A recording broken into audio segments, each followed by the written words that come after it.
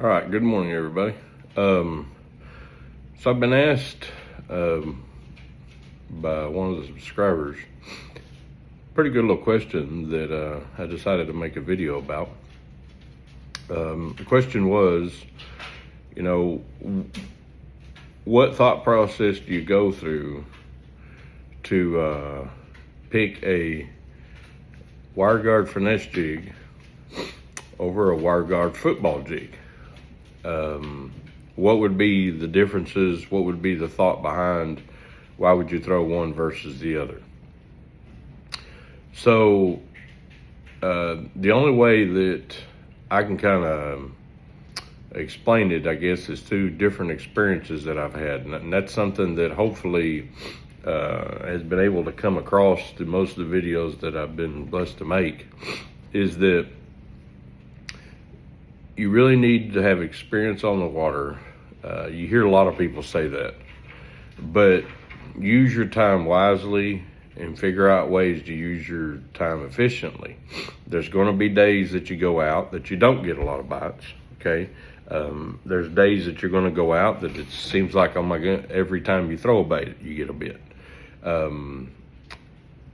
You can get better at it, good Lord willing, and allowing you to have good fishing days.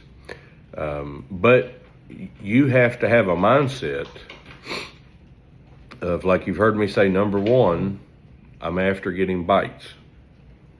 Okay, now a lot of people think, well, wait a minute, with a jig, the only thing I'm looking for is 5 bites. No matter which jig I throw, it's what you hear everybody say, I'm just worried about getting 5 bites. Well, there's more to it than just that. If you're just going out and picking up a jig just to get 5 bites, then in my opinion, you're shortchanging yourself, because you can catch a lot more than 5 bites on a jig. Now, here's what you have to be willing to do. You have to be willing to pay attention to what the fish are doing. So we're going to narrow down a little bit places that I would not use a 3/4 football jig.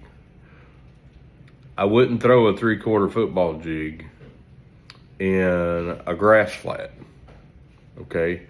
I wouldn't throw it in an area that has a lot of weeds and things like that in the water. Why? Because this round head would just bury up in it. That's the obvious answer.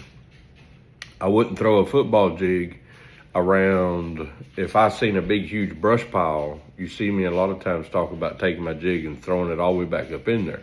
Well, I would a swim jig because it has that little narrow head on it, or I would a Arky style jig because it comes through the cover pretty good. But a football jig does not. A football jig doesn't come through the cover very well at all. So what you really have to do is you have to decide, okay, where then is the best time, and this is where jigs heads become tools. Okay, so where is this something that I can throw a lot? Where is this something that I can expect to not only get it in, but get it back out and get a bite? Well, the place for this is gravel, okay? Gravel is one of the best places to throw a football jig. Or we're talking about rock that is from a softball size and smaller. Now, there can be bigger rocks around it, and I know that we can't see under the water to see the whole layout of how the lake is. But the truth is, this jig right here, this is a 3/4 ounce. This is my favorite. I don't buy 1/2 ounce football jigs. I don't buy quarters. I don't buy 3/4 is the only size that I buy. And I prefer the WireGuard versus the brush guard, because there's only certain areas where I throw this jig. That's my best advice to you.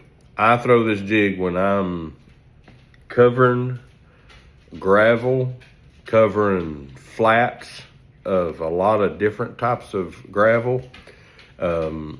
This is not a jig that I go down the bank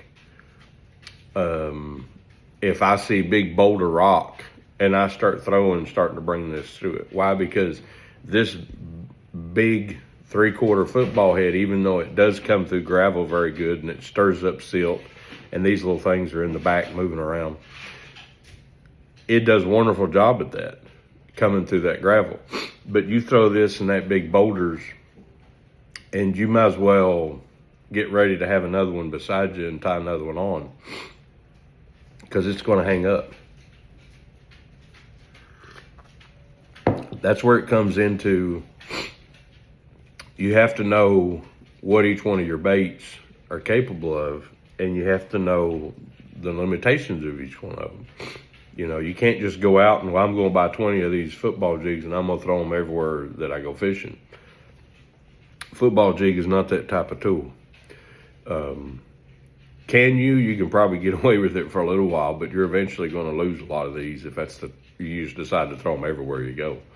Now I have picked these up before and I've thrown them and I've got hits on the fall, but not nearly as much as I have just throwing them out and just dragging them back to me, or doing them in little small hops along the bottom.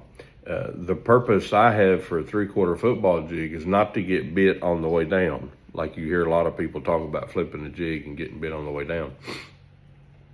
That's not the purpose I throw them. I throw them to literally cover the bottom. I'm going to throw them out. I expect them to get down quick, and I expect them to stay on the bottom while I'm dragging them. And I'm going to reel and drag little by little. I've even thrown them out and just barely cranked them like you would a crankbait. A lot of times now, a lot of people use the wobble head for that, but you can use a football head the same way. I'm not saying sit there and burn it, but you can sit there and slowly crank that thing and stop, and crank it 3 or 4 times and stop, and it's the same as throwing it out and dragging it. A lot of people don't realize that, but you can. But my purpose is, I want this bait to go down. I want it to stay glued to the bottom. That's the purpose for this 3/4 football jig. You know, you had a day where it was 10, 12 mile an hour winds, and you happened to be out there fishing, and man, you were doing so good catching them on a jig or a shaky head, dragging them. Now what do? Do I just leave? Well, take a second and take that 3/4 football jig and throw it out there and drag them on the bottom. You might be surprised. You might be surprised when you get that peck from that fish, because it was glued to the bottom. Like I said, the purpose of this is to keep it glued on the bottom. A lot of guys use this for structure fishing. You know, there's only certain depths you can get crankbaits, but you can get them a lot deeper now. A lot of people used to throw Carolina rigs, and a lot of people throw heavier shaky heads and all kinds of baits, but football jig is probably one of the best ways to be able to figure out what the bottom is like. Plus, it's a lot easier to rig up. If you break one off, then you just tie another one on. It's not like a Carolina rig. That's the only thing I ever didn't like about the Carolina rig, was there's so many different parts. But that's why I would throw, and where I would throw, a 3/4 football jig. And 90% of the time, I usually put that Yamamoto twin tail grub on there. It doesn't seem to matter what time of year. I've caught them in the wintertime. I've caught them in the summertime.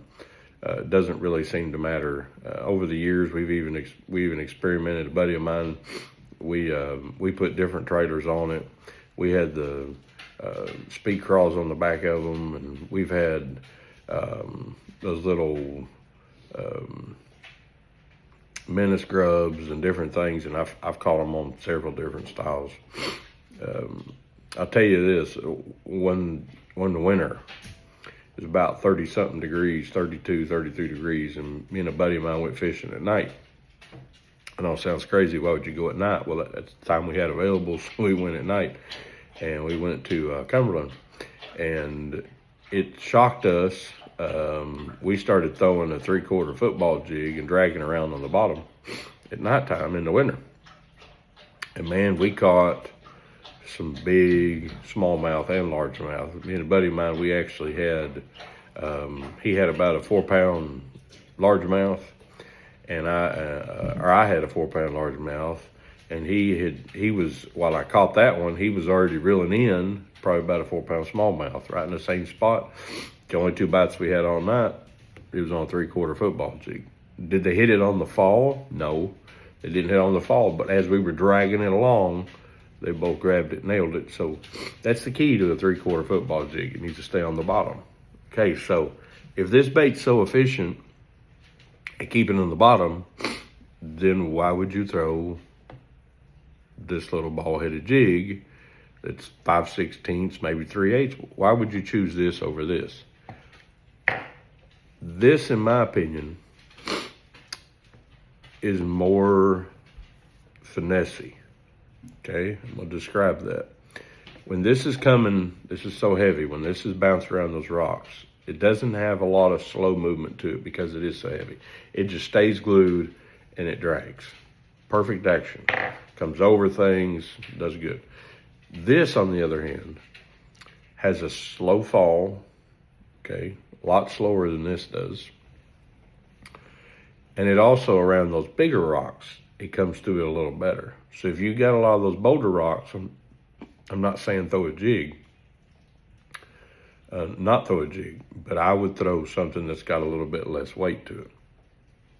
When you do get to those, this round head is a little more versatile. It's not perfect, but it's a little more versatile. If I have tree limbs and different things around those little rocks, then I'll usually opt to throw this because I can bring this through some of that other stuff. It still has that same twin tail. If there's no wind, then I'll probably throw this little fella right here. You can tell that the skirt is a little bit thinner. Colors, don't pay attention too much to the colors. This is glued to the bottom in 20, 30 feet. I don't know if the color means a whole lot.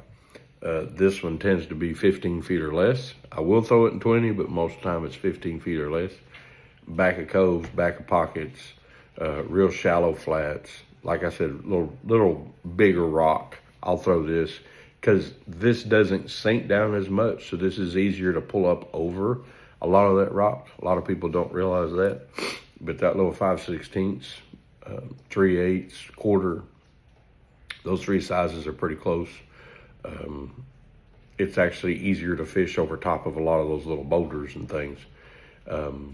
So same thing, a lot of times you'll see me use that twin tail. It is a little bit thinner skirt, so I will throw it in a little bit clearer water. That's something else. A football jig works exceptionally well in real clear water. A lot of people don't realize this, but the clearer the water, this is an average. Okay, this is something you just need to think about when you're fishing because it's not always true. Usually the clearer the water, the deeper the fish are. Usually. It depends on season, depends on a lot of things. Depends on the sun, depends on how light it is, a lot of things, okay? So the deal is, if it's real clear, then I'm going to back up probably and use this. If I think they're on the bottom and I think they're on a jig bite. If it's real clear and I think they're up shallower, then I'm going to use this. You say, well, a lot of people just use a shaky head. I'll just be honest with you. I've never done very good with the shaky head. I've done okay. I've had okay days. But when I'm going to throw something quarter, 5/16, I would rather throw this finesse jig any day of the week. If you've watched any of my videos at all, you've seen me throw a shaky head. Very rare. But you usually see me throwing this right here when I'm talking about high pressure situations. I prefer this just because not only do you have, I'm not saying you can't catch a lot of fish on a shaky head. I've just always done better with a little small finesse jig. I like the ability to put the little trailers on it. I like the smaller compact profile. I like the way that a jig usually produces a good sized fish. I keep them pegged better. There's just 100 reasons why I prefer that little thing right there. But going back to this right here in cover, I can bring this through wood. I can throw it in wood, take my time with it because it is lightweight. It will bounce through that wood a little better, produces a little bit better bites a lot of times. So basically when we say finesse, a lot of times all we think about is, oh, well, it's just smaller and the fish don't sit in clear water. Finesse actually means, so you can consider something that's a little half ounce or more of more like a big sledgehammer when you're hitting on stuff. Okay, so that's what it is. It's a bigger, more power type presentation. Anytime you go, in my opinion, 3/8, 5/16, quarter, you start going that direction, it's a lot more like a little small little hammer. It's still going to produce, but it's a lot softer. It's a lot more gentle and moving. You can even get ultra finesse, in my opinion, and you can even throw these little deals if you can get some that are 1/8 ounce.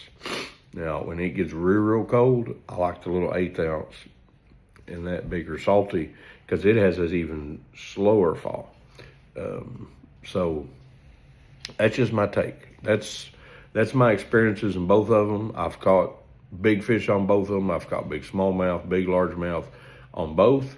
90% of the time you see me using this one more because this tends to be more of a specialty. There's only certain situations that I'll pull this out. Middle of summer and usually sometimes winter. What rod and lines would I use it? Same thing, 20-pound test. Medium heavy or heavy action with a little bit softer tip rod. I still throw 20-pound test on both of them. You can throw 15 if that's what you want to do. Just remember that both of these, a lot of guys like using braid. Both of these styles usually, not always, but usually have a smaller weed guard or that little wire reed guard, so you don't have to have a lot of force to drive the hook.